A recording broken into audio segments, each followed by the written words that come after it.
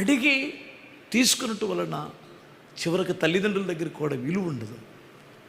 మనం ఒక వయసు వచ్చిన తర్వాత, ఒక వయసు రాకతోలకైతే అమ్మా నాన్న బచ్చులాడు తీసుకుంటాం.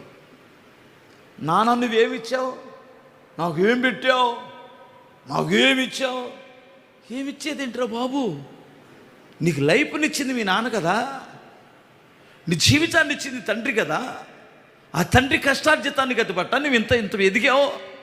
మళ్ళా నాకేమిచ్చాడు మా నాన్న నాకేం పెట్టాడు? చి ఆ మాటలు వద్దు. మీరేమంటారు? పర్వాలేదన్నా మేము జీర్ణించుకుంటామంటారా? మా నాన్న మీద తగాతకెళ్తానంటారా? హల్లెలూయా.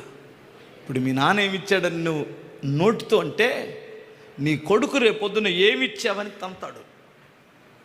తెక్క కుదిరిద్ది. ఏమి ఎత్తుతావో అదే కోస్తావు. అది ఎట్ట కోస్తాం? ఒక విత్తనం ఎత్తితే 100 విత్తనాలు వస్తాయి, రెట్టింపు కదా వస్తుంది. అందుకని అలా అనొద్దు. నువ్వు మహారాజులాగా బ్రతుకుతావు. స్తోత్రం చెప్పాలి, బ్రతకాలి.